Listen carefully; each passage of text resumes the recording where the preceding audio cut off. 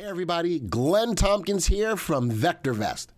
A new month is upon us, and that means a new hot stock panel is quickly approaching, and we are about to enter into one of the most anticipated summer seasons in a long time. The world is opening up from the pandemic. People are itching to get out, travel, see friends and family, and just have fun.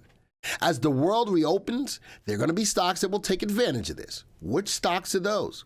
Well, we have a theme to our hot stock panel every month, and this month's theme is 7 hot stocks to watch for the summer. Wow, that in and of itself sounds hot. If you like the sound of that, join me and 2 of my esteemed colleagues on Wednesday, July 7th at 2 p.m. Eastern on our YouTube live channel for our next hot stock panel called 7 Hot Stocks to Watch This Summer. These panels are very informative and fun, and you don't want to miss the opportunity to join us. You might just find a diamond in the rough that can help to make your summer hot.